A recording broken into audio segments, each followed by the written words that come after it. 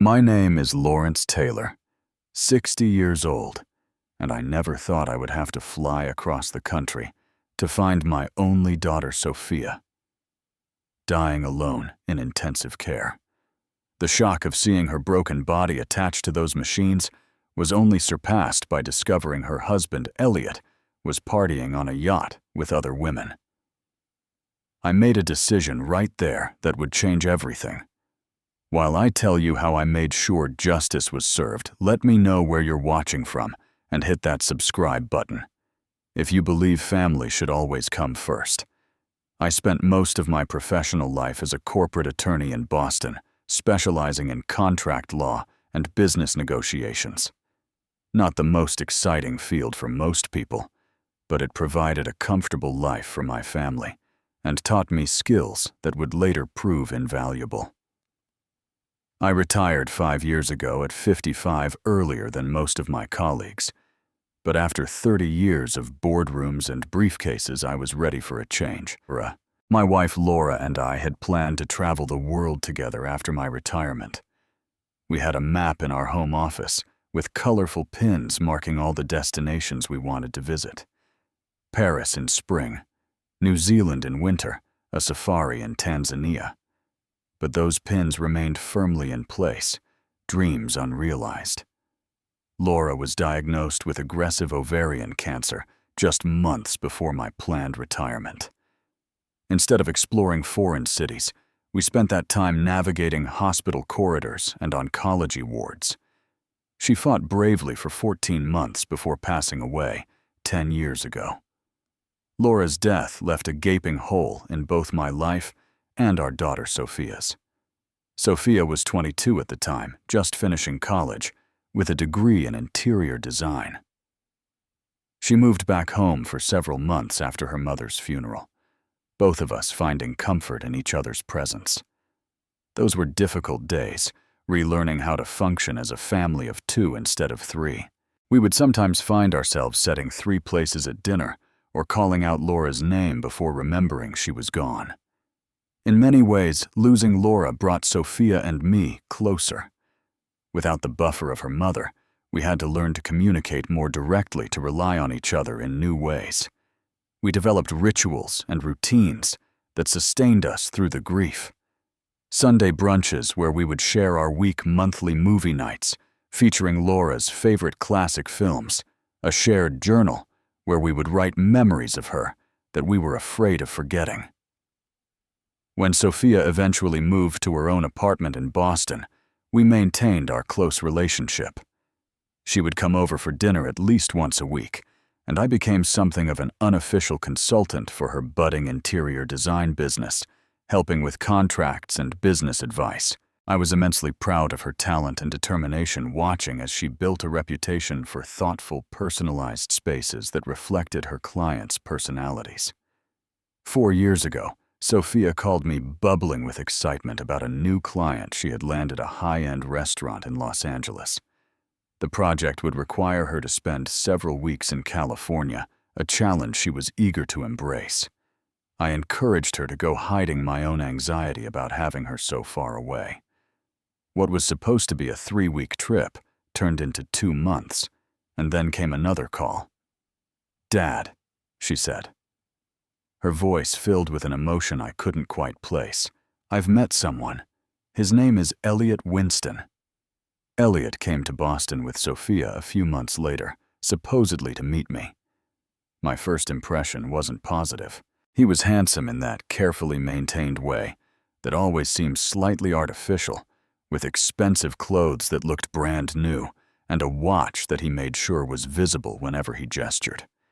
He spoke loudly about his real estate business name, dropping celebrities he claimed as clients, and describing properties with price tags that he mentioned just a bit too frequently.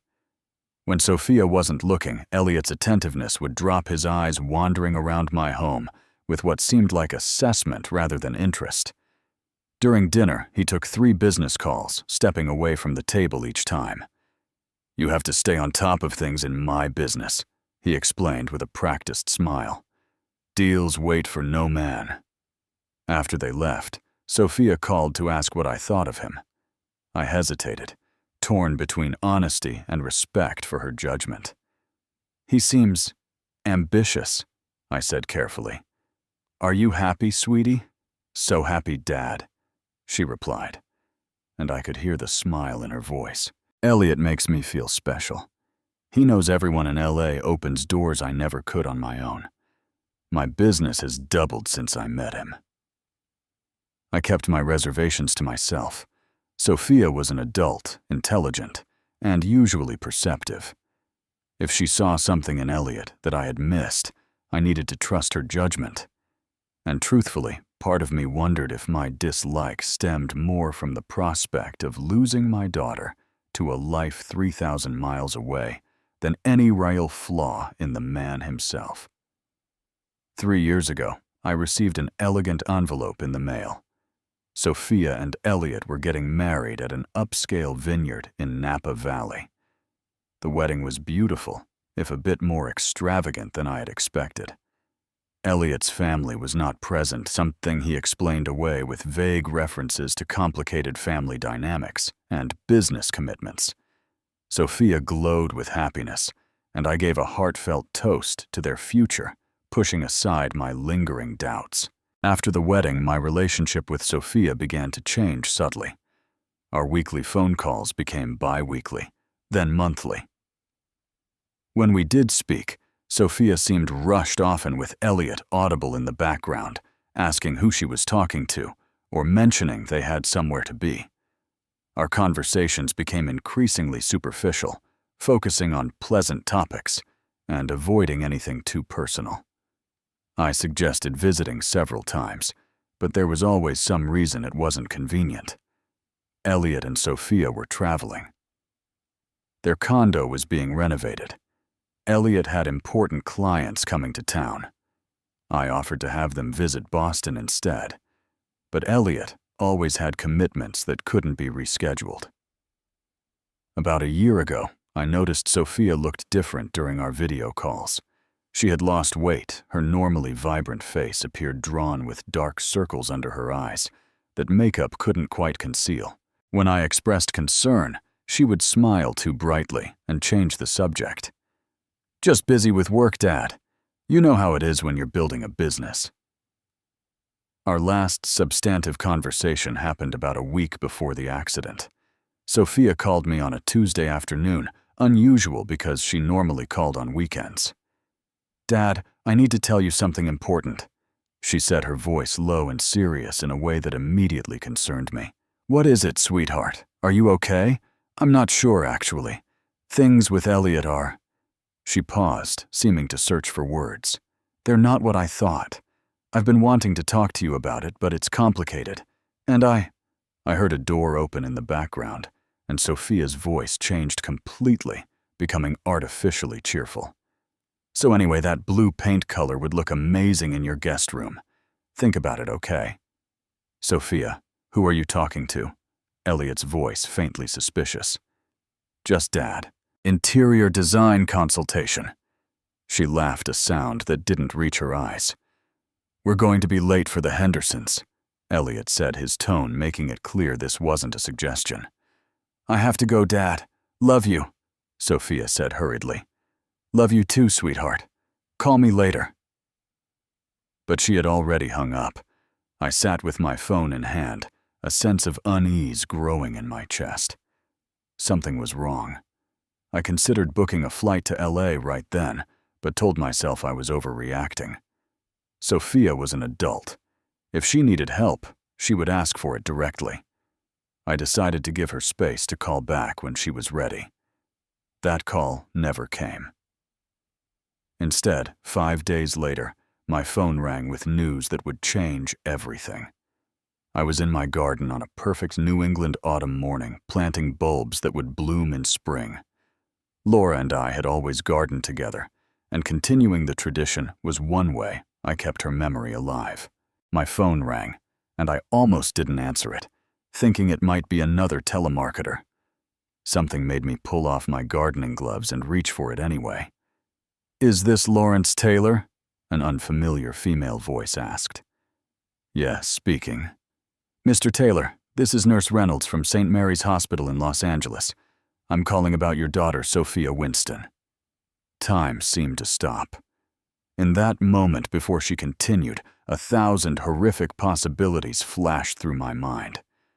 Sophia has been in a serious car accident. She's currently in intensive care following emergency surgery. Her condition is critical, but stable. My mouth went dry. What happened? How bad is it? The doctors can provide more details when you arrive, but she has multiple injuries including head trauma. We've been trying to reach her husband but haven't been successful. Elliott doesn't know, I asked, already moving toward the house to pack. We've called the numbers in her file several times. All go to voicemail. The nurse hesitated. Mr. Taylor, I don't want to alarm you unnecessarily, but in cases like this, family presence can be important. Would you be able to come? I'll be on the next flight, I assured her, already pulling up airline information on my computer. The next few hours passed in a blur of activity. I booked the earliest available flight, threw clothes haphazardly into a suitcase, and arranged for my neighbor to water my plants. Throughout these mechanical tasks, my mind kept returning to Sophia's last call, the things left unsaid, and the growing certainty that something had been very wrong, even before the accident. During the rushed drive to Logan Airport, I tried calling Elliott multiple times. Each call went straight to voicemail. I left increasingly urgent messages. Elliott, it's Lawrence. Sophia's been in an accident. Call me immediately. By the 5th unanswered call, my concern was transforming into anger. The 6-hour flight from Boston to Los Angeles was excruciating. I sat rigid in my seat, unable to read watch movies or engage in any of the normal distractions of air travel. My thoughts oscillated between desperate prayers for Sophia's recovery and increasingly dark suspicions about Elliott's absence. A middle-aged woman in the seat beside me noticed my distress and gently asked if I was all right. I found myself telling this stranger about Sophia, about the accident, about my fear of arriving too late. Her kindness in listening was the only thing that kept me from completely unraveling during that eternal flight. My daughter went through something similar, she told me, patting my hand. Have faith. Children are more resilient than we think. As soon as we landed and I could turn on my phone, I called the hospital for an update. Sophia had come through another surgery and remained in critical condition. Still no word from Elliott. I took a taxi directly from LAX to St. Mary's Hospital, my suitcase still with me. The hospital was a sprawling modern complex in downtown Los Angeles, so different from the historic brick buildings of Boston. At the ICU reception desk, I introduced myself with a voice that threatened to break. I'm Lawrence Taylor, Sophia Winston's father. The nurse looked up, recognition flickering in her eyes. Mr. Taylor, yes. Dr. Abrams is expecting you. Let me page him. Dr. Abrams was a serious man in his 40s with kind eyes behind wire-framed glasses. He led me to a small consultation room and gestured for me to sit. Mr. Taylor, Sophia sustained multiple serious injuries in the accident. Her car was struck on the driver's side at high speed after another driver ran a red light.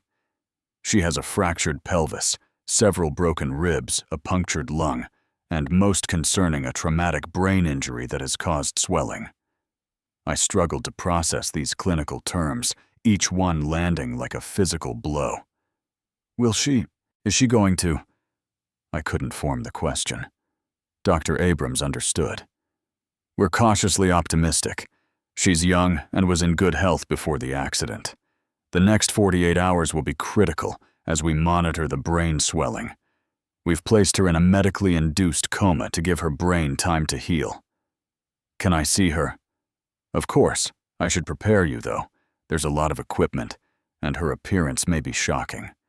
The injuries to her face are superficial and will heal, but combined with the breathing tube and monitoring equipment, it can be distressing for family members. Nothing could have prepared me for seeing my daughter in that ICU bed. Sophia, who had always been so vibrant and full of life, lay utterly still, surrounded by beeping machines. Her face was swollen and bruised beyond recognition, a breathing tube obscuring much of what remained familiar. Bandages covered parts of her head, where hair had been shaved for surgery. I approached the bed slowly, afraid that somehow my presence might disturb the fragile balance keeping her alive. A nurse adjusted something on one of the machines, giving me a sympathetic smile. "You can talk to her," she said softly. "We don't know for sure, but many patients report later that they could hear their loved ones while in a coma." I pulled a chair close to the bed and gently took Sophia's hand, careful not to disturb the IV line. "Hey, sweetheart," I whispered, voice thick with unshed tears. "Dad's here now. I'm right here with you." For hours I sat beside Sophia's bed, alternating between talking to her about mundane things from home, reminiscing about happier times, and sitting in silence, simply holding her hand. Nurses came and went, checking vitals, adjusting medications, offering me coffee and sympathy in equal measure. During a moment when the room was empty, except for Sophia and me, I pulled out my phone to check the time, noticing I had a notification from Instagram. I rarely used social media, but Sophia had insisted I create an account so I could see photos of her projects and life in LA. I opened the app absently, expecting perhaps a message from a friend checking in. Instead, I saw that someone named Tyler Maxwell had tagged Elliott Winston in a post from just 2 hours ago. Curiosity and dread mingling, I tapped on the notification. The image that filled my screen turned my blood to ice. Elliott, dressed in designer swimwear, champagne glass in hand, stood on the deck of a gleaming yacht. His arm was draped around a young woman in a bikini who definitely wasn't Sophia. The caption read, "Annual Catalina Cruise with the best crew. Living the dream while some people are working on a Tuesday. Yacht life. No regrets. Champagne problems." I scrolled through more photos and a short video. Elliott lounging on deck furniture. Elliott dancing with several women. Elliott toasting the camera with an expensive-looking bottle. The timestamps showed these were posted progressively throughout the day, the most recent from just 2 hours ago. While my daughter fought for her life attached to machines that breathed for her, her husband was partying on a yacht in Newport Beach, barely an hour's drive from the hospital. The rage that swept through me was unlike anything I had ever experienced. In that moment, I understood how people could commit acts of violence they never thought themselves capable of. If Elliott had walked into the room right then, I'm not sure what I would have done. But alongside the fury came clarity. This wasn't a one-time lapse in judgment. The Elliott in those photos wasn't a worried husband blowing off steam during a stressful time. He was completely at ease, clearly having planned this excursion well in advance, with no indication he even knew his wife was injured. I looked at my unconscious daughter, then back at the images on my phone. Something was very wrong with this picture, and I was going to find out exactly what it was. My legal training kicked in the analytical mind that had served me well in negotiations and depositions, now focusing on a new target. I would need information evidence, a complete understanding of what had been happening in Sophia's life. I kissed my daughter's forehead. "I'm going to take care of this, sweetheart," I promised her. "I'm going to make this right." With Sophia stable but unconscious, I reluctantly left her side to begin piecing together what had been happening in her life. I started in the most logical place, her belongings at the hospital. The staff had secured her personal effects in a locker, including her purse, phone, and laptop that had been in the car with her at the time of the accident. Her phone was password protected, but her laptop wasn't. Sophia and I had always been open with each other about passwords in case of emergencies, a practice that began after Laura's illness, when we realized how difficult it was to access necessary accounts without proper authorization. She had given me her main password years ago, and to my relief, she hadn't changed it. Sitting in a quiet corner of the hospital cafeteria, I opened her laptop. What I found sent chills down my spine. Her email inbox contained dozens of overdue notices, payment reminders, and increasingly urgent messages from creditors. Bills for credit cards. I didn't know she had notifications of missed mortgage payments on property I'd never heard of, and several threatening emails referring to contractual obligations. I called the insurance company, listed on Sophia's medical ID card, only to be told her policy had been terminated 3 months earlier due to non-payment. The representative sounded genuinely sympathetic when I explained the situation. "Sir, it appears several attempts were made to contact Ms. Winston about the lapsed payments, but we never received a response." I thanked her and hung up, my concern deepening. Sophia had always been meticulous about such matters. Even as a teenager, she had managed her allowance carefully, saving for things she wanted rather than asking for advances. The idea that she would let health insurance lapse seemed completely out of character. Digging deeper into her emails, I found correspondence between Sophia and her best friend from college, Jessica. The messages painted a disturbing picture of her marriage to Elliott. In one email from 2 months ago, Sophia had written, "I don't know what to do anymore, Jess. The credit card statements came today. Another $20,000 charged to accounts in my name for business expenses that look suspiciously like dinners at fancy restaurants and shopping at Gucci. When I confronted Elliott, he flew into a rage, said I was ungrateful for all he does for my career. He's tracking my phone again. I had to create this secret email account just to talk to you." Another email mentioned the bruises from last week finally faded. I told my clients I fell down the stairs. I'm not sure they believed me. I know what you're going to say, but it's complicated. He controls all our finances now. I don't even know if I have access to enough money to leave. The most recent email, sent just days before the accident, was the most alarming. "I'm meeting with a divorce attorney on Friday. Don't tell anyone. I've been gathering documents, taking photos of the bruises, recording his threats. I'm scared about what he'll do when he finds out, but I can't live like this anymore. I'm going to call Dad after the meeting. I need to come home to Boston for a while." Friday, the day of the accident. Sophia had been on her way to meet a divorce attorney when she was hit.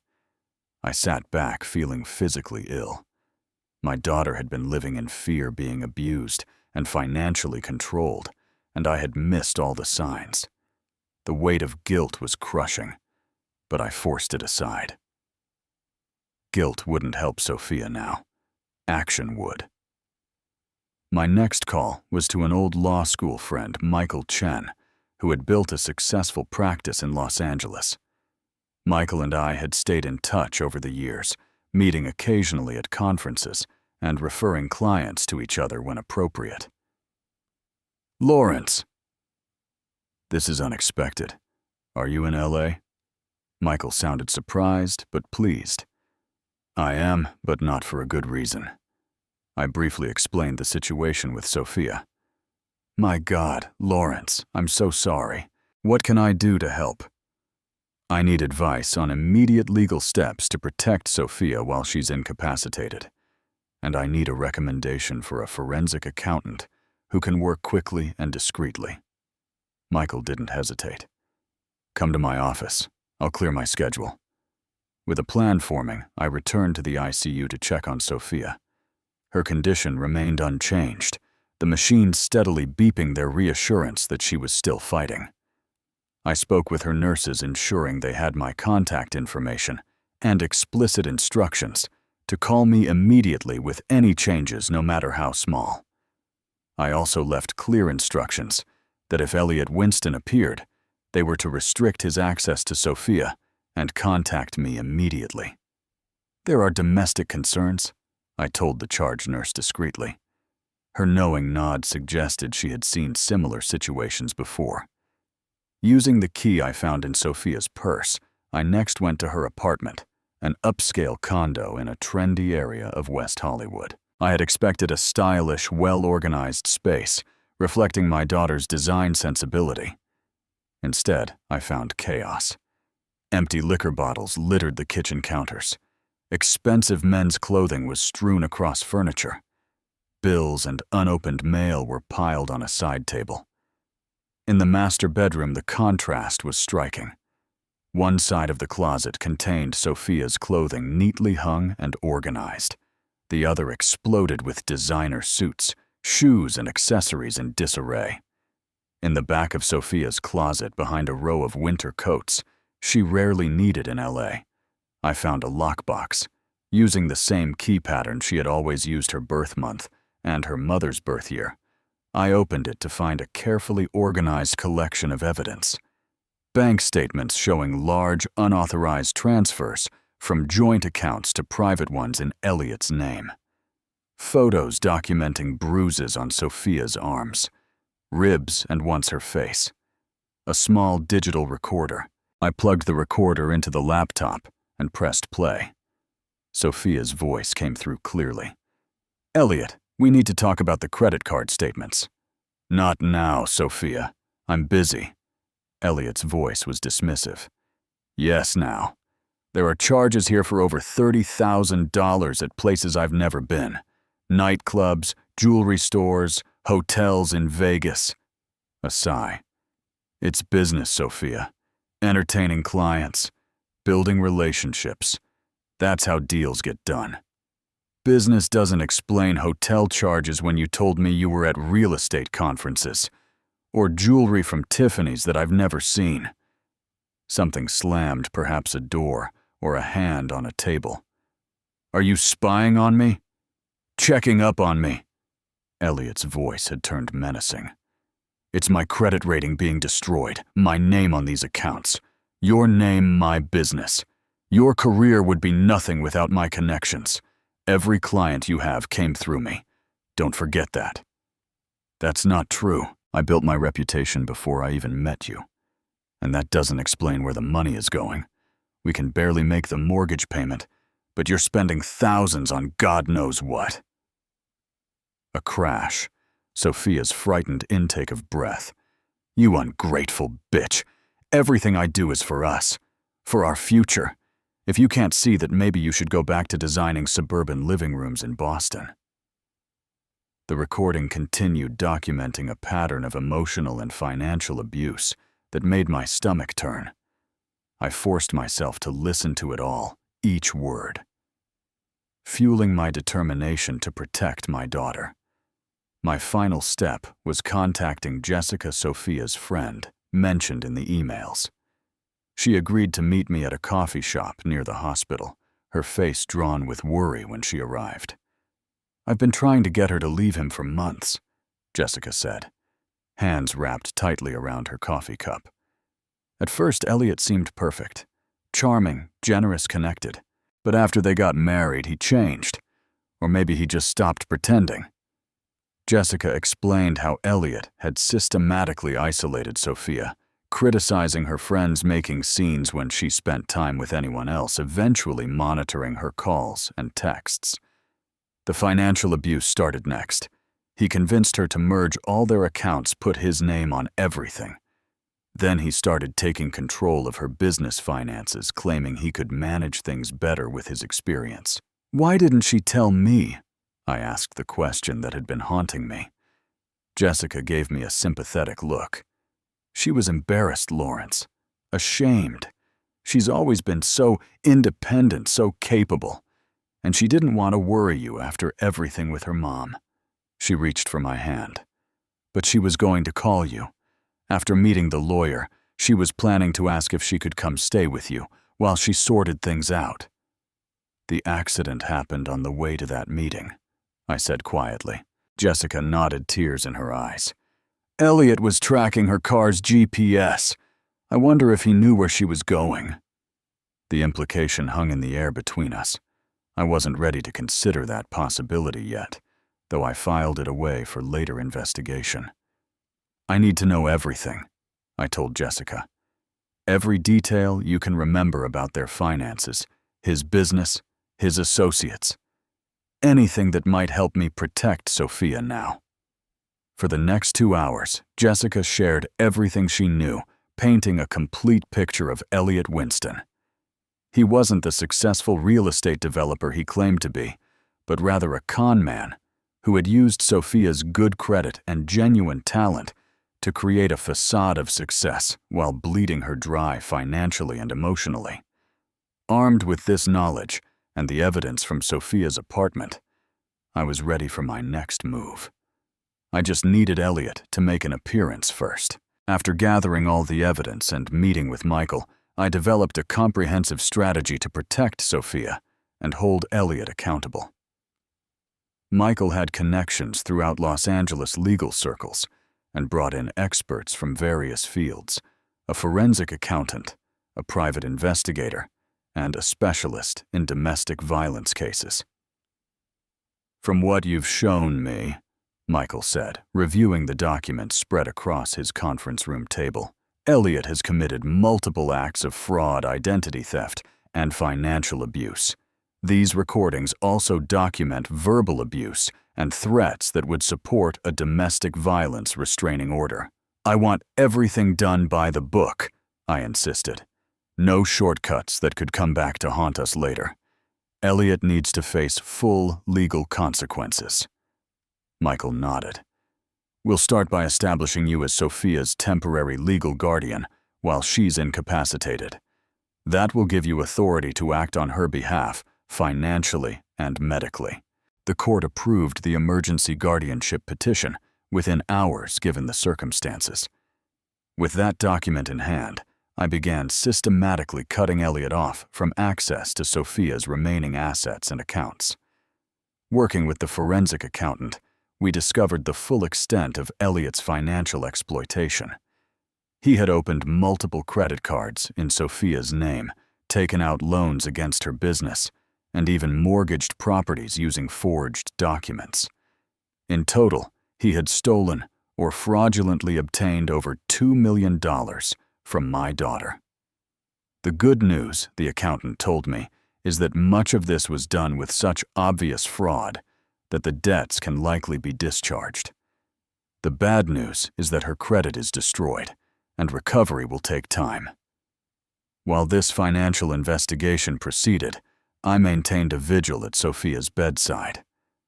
For nearly 24 hours after my arrival, Elliott made no appearance at the hospital and answered none of my calls. Then, just as I was stepping out to get coffee, I saw him striding toward the ICU, looking disheveled, but attempting to project his usual confidence. "Where have you been?" I demanded, intercepting him before he could enter Sophia's room. Elliott seemed momentarily startled, then composed his features into an expression of concern. "Lawrence, you're here. Thank God. I came as soon as I heard." The lie was so blatant I almost laughed. "As soon as you heard the hospital has been calling you for over 24 hours. I've called you at least a dozen times myself." My phone was off. I was on a business retreat with clients, poor reception. He ran a hand through his hair, which still carried the faint scent of expensive cologne and salt air. "How is she? Can I see her?" "She's in critical condition after emergency brain surgery," I said coldly. "And no, you can't see her right now. The doctors are with her." This wasn't true, but I needed time to set the final pieces of my plan in motion. Elliott frowned, a flash of genuine concern crossing his face. I realized in that moment that in his own twisted way, he might actually care for Sophia, or at least the benefits her presence in his life provided. "I have a right to see my wife," he insisted. "Actually," I countered, "as her current legal guardian, I determine who can visit while she's incapacitated." I produced the court order from my pocket. "And given the circumstances, I think it's best if you leave." Confusion and then anger crossed Elliott's face. "Legal guardian. What are you talking about? I'm her husband. A husband who was partying on a yacht while his wife nearly died alone, I replied, keeping my voice steady despite the rage simmering beneath. A husband who has been systematically abusing and defrauding his wife for years. Elliott's face paled slightly before he recovered. I don't know what Sophia has been telling you, but she's been struggling with some mental health issues lately. Paranoia delusions. She needs help, not accusations. Save it, Elliott. I've seen the evidence. The financial records, the recordings, the photographs of bruises. It's over. For a moment, fear flashed in his eyes, before being replaced by calculation. Look, Lawrence, clearly there's been some misunderstanding. Why don't we discuss this privately, man to man? I'm sure we can sort this out. We certainly will sort it out, I agreed. My attorney is expecting us at his office at 3 this afternoon. If you'd like to offer explanations, that would be the appropriate venue. Elliott hesitated, likely trying to determine if this was a bluff. Fine. Text me the address. I'll be there. He glanced toward Sophia's room. But I want to see her first. That's not going to happen, I said firmly. Not today, and possibly not ever again, depending on her wishes when she wakes up. You can't keep me from my wife, he snarled, the charming facade slipping. Watch me. I nodded to the security guard I had arranged to be posted near Sophia's room, who immediately stepped closer. This is a private medical facility, and you are not currently an authorized visitor. Please leave before this becomes a police matter. Elliott glared at me, then at the guard before turning on his heel. This isn't over, he called over his shoulder as he stalked away. You're right about that, I murmured to myself. It's just beginning. At 3 o'clock, Elliott arrived at Michael's office, now dressed in an expensive suit and accompanied by a young attorney who looked barely out of law school. I was already seated in the conference room with Michael, the forensic accountant, and a court reporter to document everything. What's this about?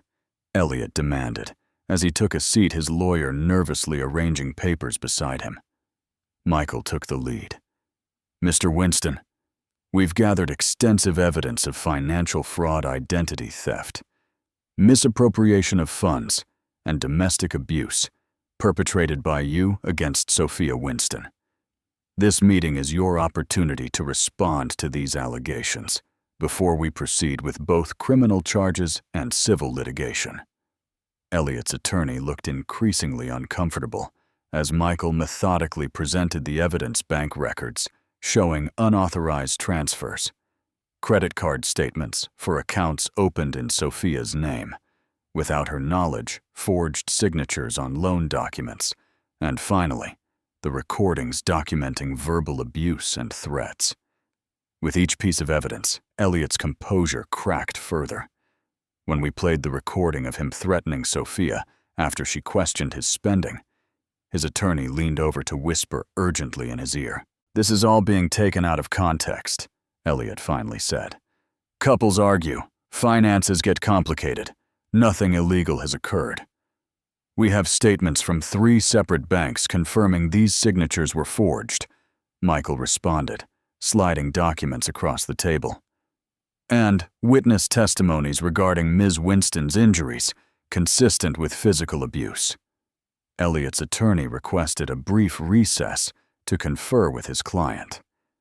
When they returned, Elliott's demeanor had changed entirely. The swagger was gone, replaced by a calculating humility. Look, maybe things got out of hand with some of the finances. We can work this out. I'll repay whatever discrepancies exist. There's no need for criminal charges or public proceedings that would embarrass everyone involved. I looked at this man, this predator, who had systematically abused my daughter physically, emotionally, and financially, now trying to negotiate his way out of consequences. No deal, I said simply. You will face the full legal repercussions of your actions. Every loan, every forged document, every stolen dollar will be accounted for. You're making a mistake, Elliott warned, his facade of contrition evaporating. I have connections in this town, people who owe me favors. This won't end well for you or Sophia." Michael raised an eyebrow. "Are you threatening Mr. Taylor and his daughter? Because that would be extremely unwise in your current situation." Elliott stood abruptly. "We're done here. Next time, communicate through my lawyer." As he stormed out, his attorney lingered to whisper, "He's not taking this seriously enough. If you're really going forward with criminal charges, I'd advise him to cooperate, but—" He shrugged, helplessly gathered his papers, and followed his client. "That went about as expected," Michael commented after they left. "His type never believes the rules apply to them until it's too late." "What's our next step?" I asked. "We filed a criminal complaint with the evidence we've gathered. The financial crimes alone are enough for significant charges. The domestic abuse allegations will be pursued separately once Sophia is able to provide her own testimony." I nodded, a weight lifting from my shoulders. The process had begun. Elliott would face justice, and Sophia would be protected. But my relief was premature. Just an hour later, as I returned to the hospital, Michael called with alarming news. "Elliott just tried to empty the last of Sophia's accounts and access your joint safety deposit box. The bank stopped him because of our earlier alert, but he became belligerent, and security had to escort him out." "He's running," I realized. "He knows we have him cornered." "I've already contacted the detective handling the case," Michael assured me. "They're putting out an alert. If he tries to leave the state, they'll pick him up." I hung up, a new urgency driving me back to Sophia's side. If Elliott was desperate enough to make such an obvious attempt at grabbing cash, who knew what else he might try? As I approached the ICU, I was met by one of Sophia's nurses rushing toward me. "Mr. Taylor." "We were just about to call you. Sophia's showing signs of increased brain activity. The doctor thinks she might be starting to emerge from the coma." All thoughts of Elliott vanished as I hurried to my daughter's bedside. For the first time since the accident, her fingers had moved in response to stimuli. It wasn't consciousness yet, but it was hope, a sign that she was fighting her way back. As I held her hand, whispering encouragement, my phone rang again. It was Michael. "They got him," he said without preamble. Elliott was pulled over on the 405 heading south toward San Diego with suitcases in his car and $20,000 in cash. He's being booked now on initial charges of fraud, with more to follow. Relief washed over me. "Thank you, Michael, for everything." "Don't thank me yet. This is just the beginning of a long process. But he won't be able to hurt Sophia anymore, and that's what matters most." I looked at my daughter's face, still bruised, but somehow more peaceful than before. "Yes," I agreed. "That's what matters most." In the days following Elliott's arrest, developments came rapidly on multiple fronts. Sophia's medical condition showed steady improvement with brain scans, indicating the swelling was receding. Although she remained in a coma, her responses to stimuli increased, giving the medical team cautious optimism. Meanwhile, the legal case against Elliott expanded as investigators uncovered more evidence of his fraudulent activities. He hadn't limited his schemes to Sophia. There were at least 5 other victims, mostly women he had dated or befriended for the purpose of accessing their finances. The prosecutor assigned to the case informed me they were pursuing multiple felony counts that could result in up to 15 years imprisonment. Elliott's initial bail hearing revealed the extent of his desperation. Deemed a flight risk due to his attempt to flee and access to hidden assets, he was denied bail and remanded to custody pending trial. The public defender who had replaced his private attorney seemed overwhelmed by the mountain of evidence against his client.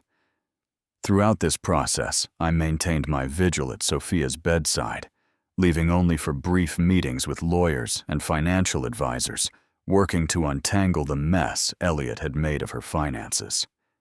The forensic accountant Michael had engaged presented a comprehensive report of his findings. "The damage is substantial, but not irreparable, she explained as we sat in the hospital cafeteria reviewing documents.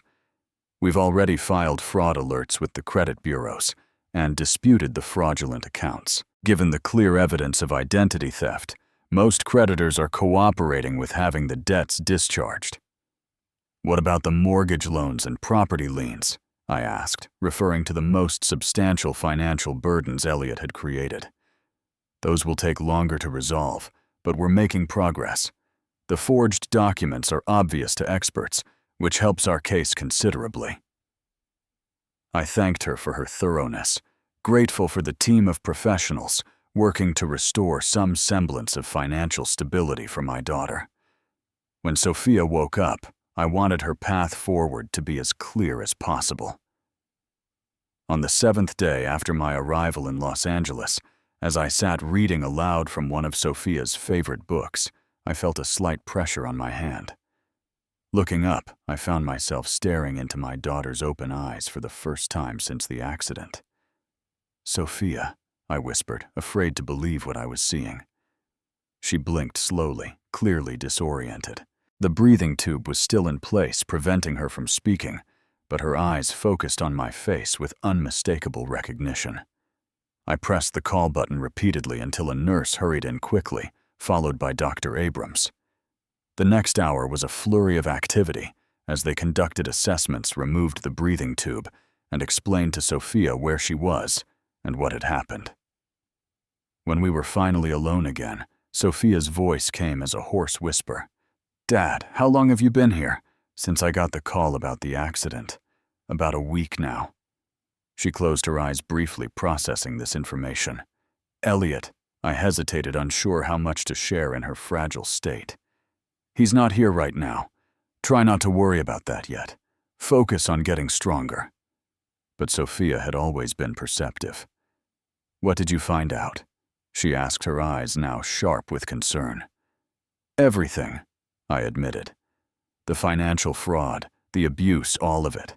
I found your locked box with the evidence you'd been gathering." Tears filled her eyes. "I was coming to tell you everything. I was on my way to meet the divorce attorney when—" She trailed off, wincing as the memory of the accident surfaced. "I know, sweetheart. Jessica filled in some of the blanks. I'm so sorry I didn't tell you sooner," she whispered. "I was embarrassed, ashamed. I didn't want you to think I'd failed." I took her hand gently, mindful of the IV. "You have nothing to be sorry for. Elliott is the one who failed, not you. He took advantage of your trust and kindness." "Where is he now?" she asked. "In custody," I said simply. "He's facing multiple felony charges for fraud and identity theft. There will likely be additional charges related to domestic abuse, but that's up to you and what you're comfortable pursuing." Relief washed over her face. "He can't hurt me anymore." "No, sweetheart. He can't hurt you or anyone else. I've made sure of that." Sophia squeezed my hand with surprising strength. "Thank you for coming, Dad, for figuring it all out, for believing me." "I will always be here for you, Sophia. Always." Over the next few days, as Sophia's condition stabilized and her strength gradually returned, I shared more details about the actions I had taken and the current state of affairs. She listened attentively, occasionally asking clarifying questions, but mostly expressing relief that the nightmare was over. 2 weeks after the accident, Sophia was moved from the ICU to a regular hospital room. Her physical recovery was progressing well, though she would need extensive rehabilitation for her injuries, particularly the fractured pelvis. The neurologist was optimistic about her cognitive function, which showed no significant impairment despite the traumatic brain injury. As her discharge date approached, we faced the question of where she would go next. Her condo was associated with too many painful memories, and Elliott's associates still had keys to the property. Additionally, she would need significant assistance during her recovery period. "I want to go home," Sophia said decisively during one of our conversations. "To Boston. With you." The simplicity of her statement brought tears to my eyes. Nothing would make me happier. With that decided, I began making arrangements for her transfer to a rehabilitation facility in Boston, where she could continue her physical therapy while staying close to my home. Medical transport was arranged, and I started the process of closing down her life in Los Angeles. Jessica helped pack up Sophia's personal belongings from the condo, separating items with sentimental value from those tainted by association with Elliott. Her business clients were notified that she would be taking a medical leave of absence, with many expressing support and promises of future projects once she recovered. The day before we were scheduled to leave for Boston, Michael arrived at the hospital with significant news. "The prosecutor has offered Elliott a plea deal," he informed us. 15 years with possibility of parole after 10, in exchange for a full confession and cooperation in identifying all his victims and fraudulent accounts. "Did he take it?" Sophia asked. Michael nodded. His public defender convinced him it was his best option. The evidence against him was overwhelming, and a trial would likely have resulted in an even longer sentence. Sophia absorbed this information silently before speaking. 15 years? That's really over then, isn't it? "It's over," I confirmed, sitting beside her on the hospital bed. "He can't hurt you anymore." She leaned against my shoulder, a gesture reminiscent of her childhood, when she would seek comfort after a bad dream or disappointment. I still can't believe how thoroughly he deceived me. I'm supposed to be good at reading people. Elliott was a practiced con man, Michael pointed out. He made his living by manipulating others. Don't blame yourself for his actions. After Michael left, Sophia and I spent a quiet evening together, finalizing plans for our departure the next day. There was a sense of closing one chapter and beginning another, a bittersweet transition marked by both loss and possibility. "Dad," Sophia said as I was preparing to leave for the night, "I never properly thanked you for everything you've done. Coming here, figuring everything out, protecting me when I couldn't protect myself. You never have to thank me for that, sweetheart. That's what family does." She smiled, the first genuine smile I had seen since the accident. "I know, and that's the difference, isn't it? Between what I had with Elliott and what I have with you. Real love doesn't hurt. It protects." I kissed her forehead gently. "We're going home tomorrow. Everything else can be figured out from there." As I left the hospital that night, I felt a profound sense of gratitude, despite all that had happened. My daughter was alive, healing, and freed from a destructive relationship. The road ahead would not be easy, but we would walk it together, one step at a time. The journey back to Boston marked the beginning of a new chapter for both Sophia and me. The medical transport flight was arranged with every consideration for her comfort, but it was still an exhausting experience. Watching her wince with each bout of turbulence, I was reminded of how recently she had been fighting for her life. Upon arrival in Boston, Sophia was transferred directly to Riverdale Rehabilitation Center, a facility renowned for its comprehensive approach to recovery from traumatic injuries. The center would be her home for the next 6 weeks, as she underwent intensive physical therapy to regain strength and mobility, particularly focusing on her pelvis and spine injuries. During this time, I divided my attention between being present for Sophia's therapy sessions and preparing my home for her eventual arrival. The guest room on the first floor, rarely used since Laura's passing, was transformed into a comfortable bedroom with medical equipment subtly integrated to maintain a home-like atmosphere. I hired contractors to install a wheelchair ramp at the back entrance, widen doorways, and modify the bathroom with accessibility features.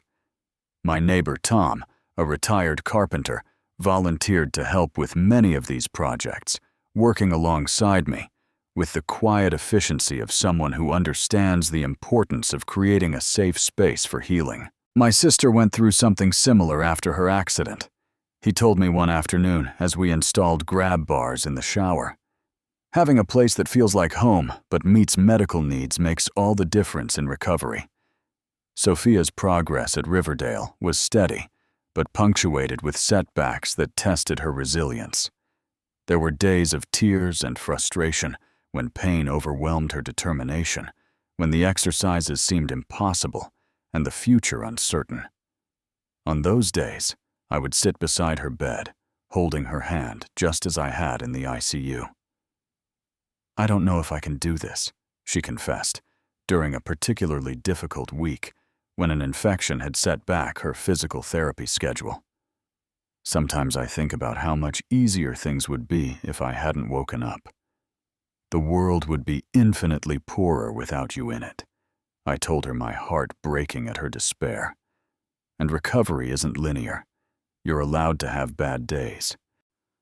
How many bad days before you realize you're just a bad investment?" The words were spoken in jest, but I recognized Elliott's influence in them. "You are not an investment, Sophia. You're my daughter. Your value has nothing to do with productivity or achievement or any metric Elliott may have applied to you. You are inherently worthy of love and support, period." The therapists at Riverdale recommended that Sophia also begin working with a psychologist specialized in trauma and domestic abuse recovery. Dr. Rahman, a gentlewoman with quiet authority, began meeting with Sophia 3 times a week, helping her process not just the physical trauma of the accident, but the emotional wounds of her marriage.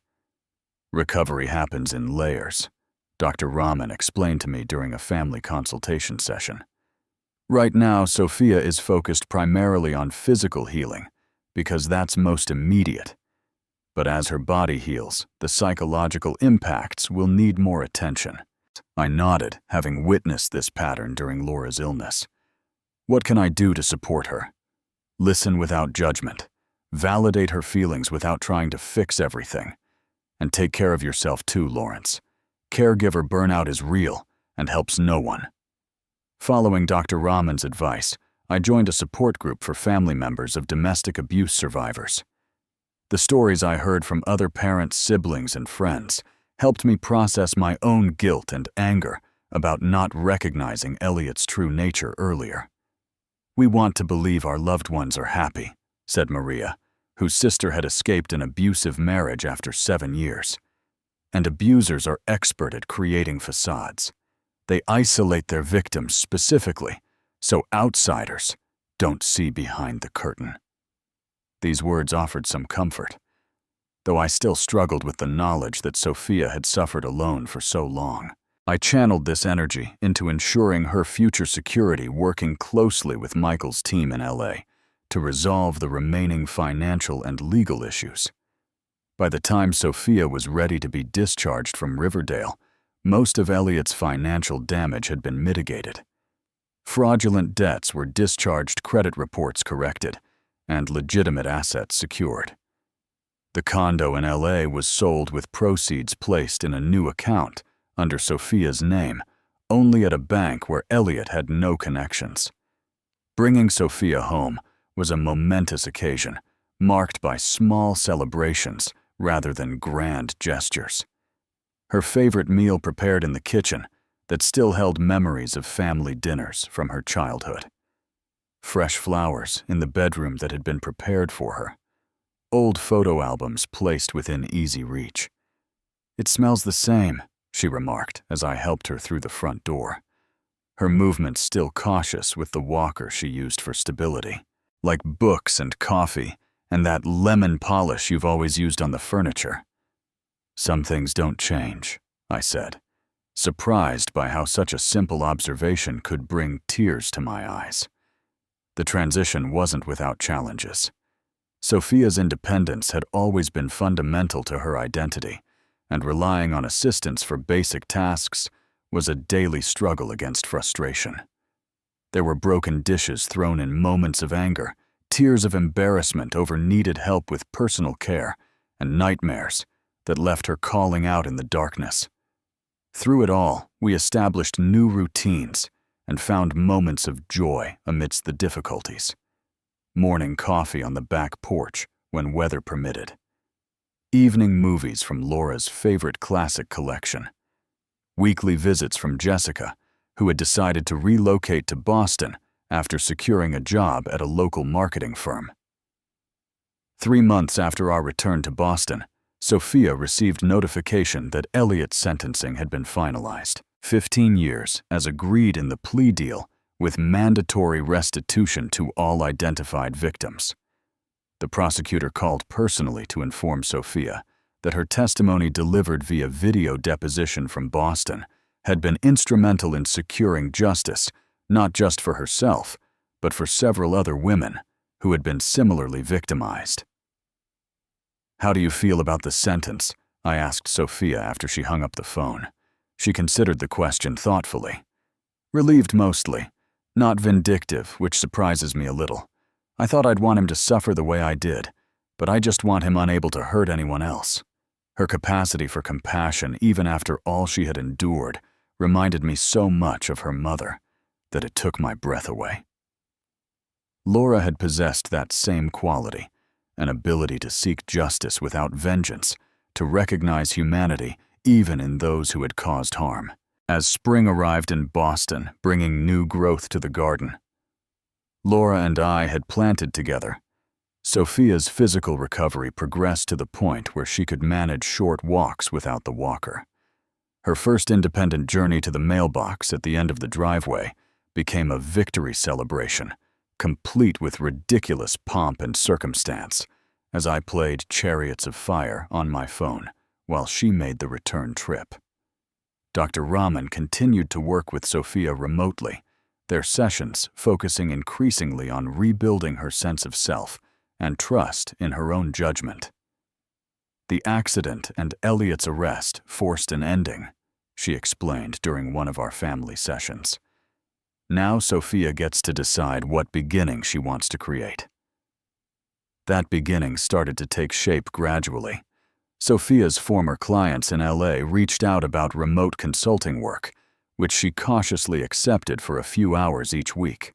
A local design magazine featured an interview with her about therapeutic spaces, highlighting her unique perspective as both a designer and someone navigating recovery from trauma. Most significantly, Sophia began volunteering at a women's shelter.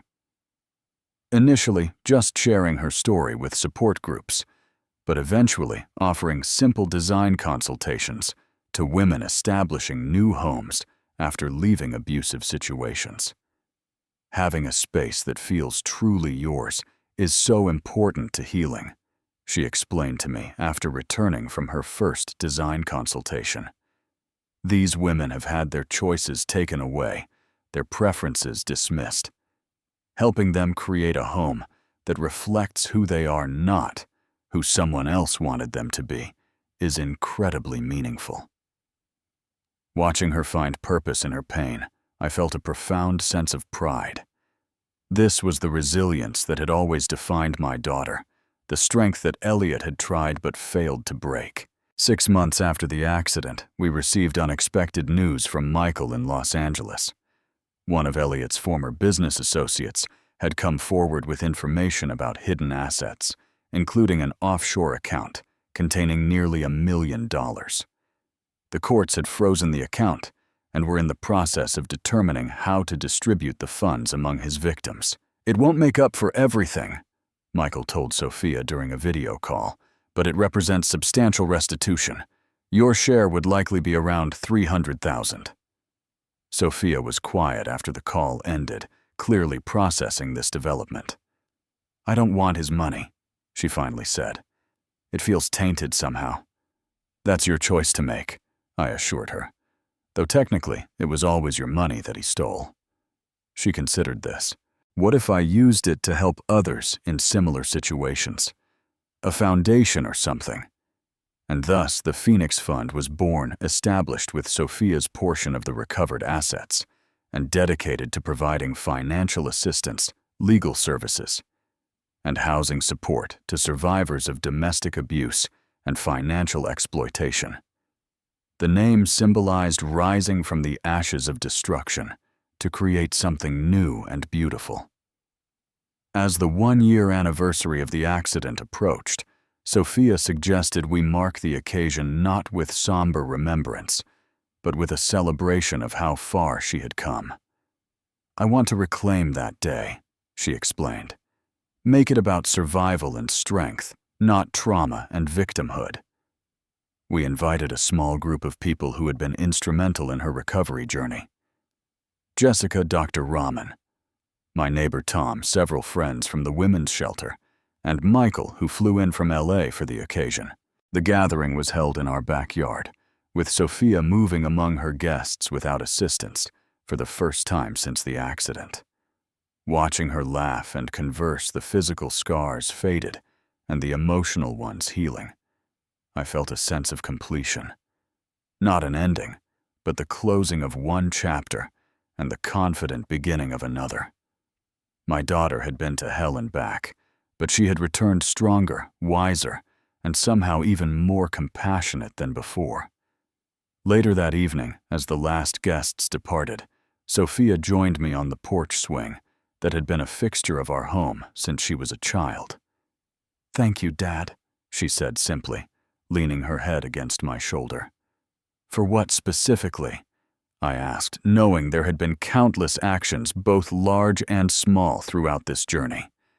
"For coming when I needed you, for believing in me when I couldn't believe in myself, for seeing the truth when I was too ashamed to show it to you." She looked up at me, her eyes clear and steady. "For being the kind of parent I hope to be someday." I wrapped my arm around her shoulders, remembering the terrified flight to Los Angeles, the ICU vigil, the rage upon discovering Elliott's betrayal. Every moment had led to this one, sitting peacefully with my daughter under a star-filled sky. Both of us bruised, but healing, changed, but whole. "That's what family does," I told her, echoing words spoken in a hospital room that now seemed a lifetime ago. "We show up, we stay, we fight when necessary, and we heal together." Sophia nodded, her expression peaceful. "I'm ready for whatever comes next." So was I. 2 years have passed since that fateful day when I flew to Los Angeles to find my daughter fighting for her life while her husband celebrated on a yacht. Looking back, I'm struck by how completely our lives have transformed through that crucible of crisis and recovery.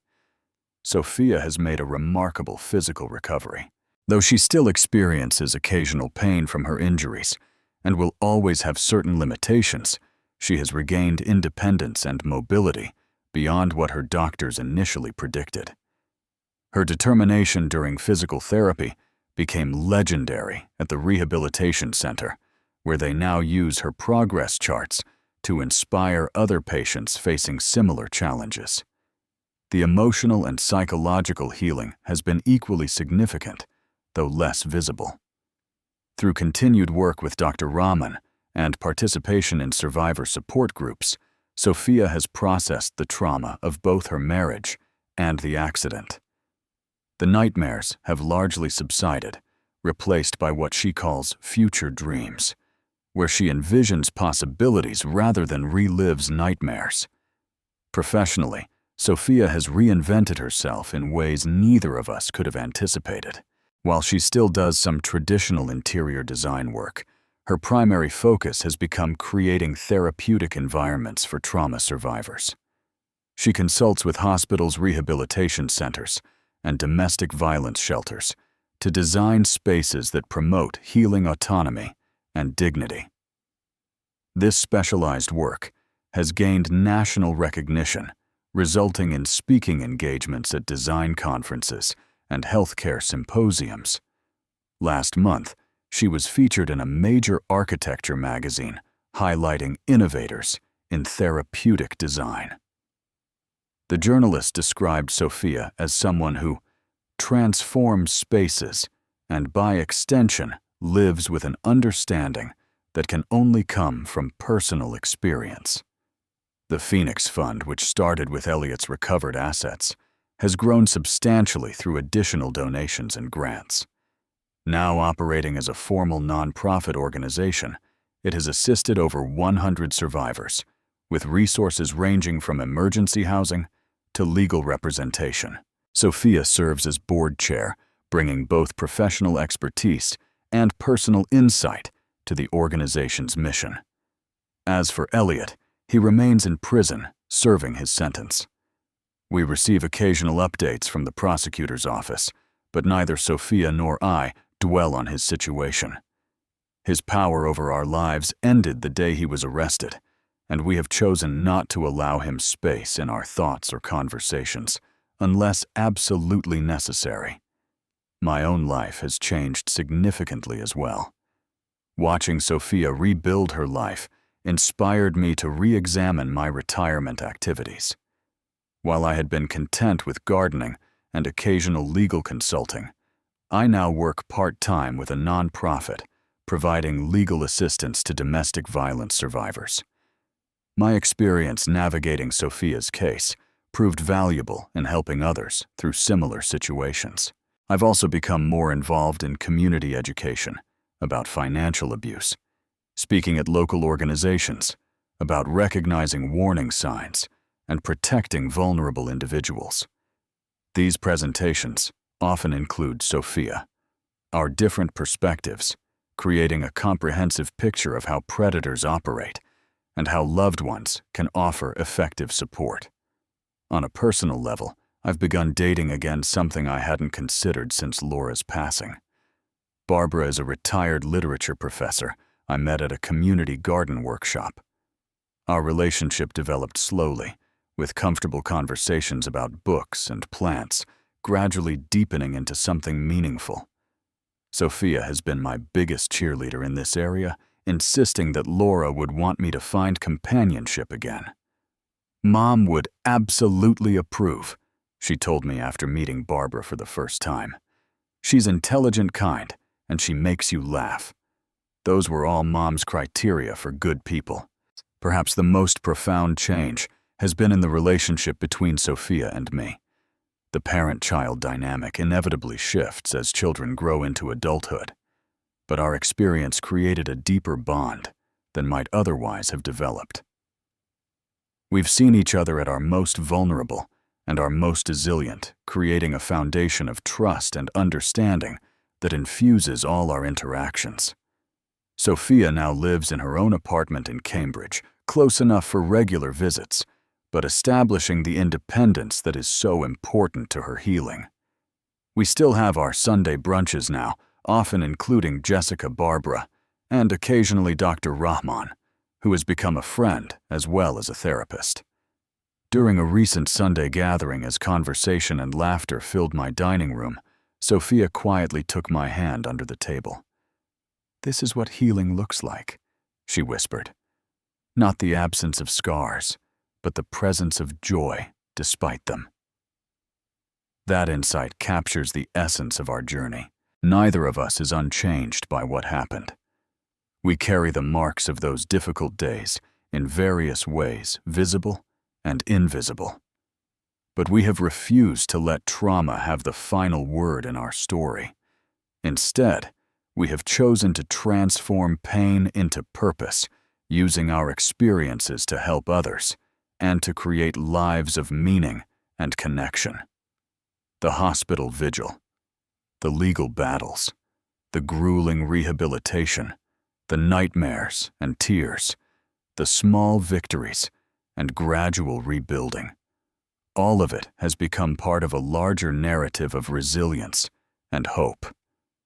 If there is wisdom I've gained from this experience, it's about the true nature of strength. Strength isn't the absence of vulnerability or the perfect navigation of life's challenges.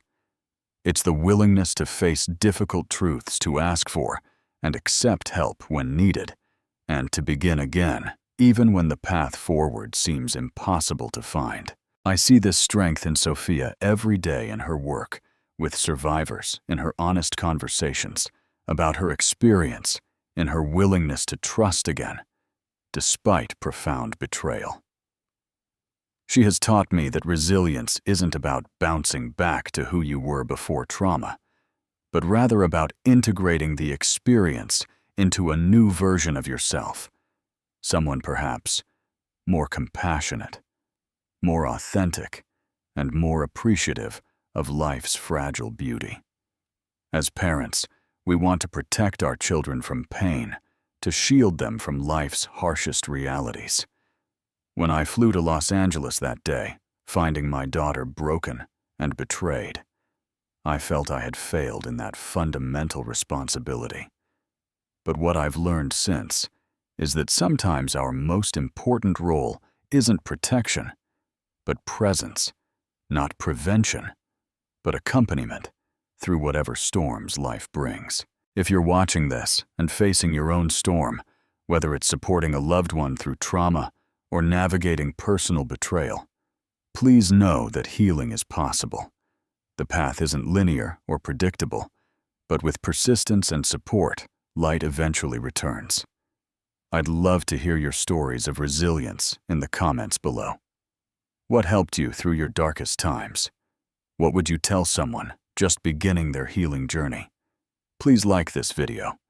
If it resonated with you, subscribe to hear more stories of transformation and resilience, and share with anyone who might need reminder that they're not alone in their struggles. Thank you for bearing witness to our story, and remember, sometimes life's most painful chapters lead to the most meaningful ones if we have the courage to keep turning the page.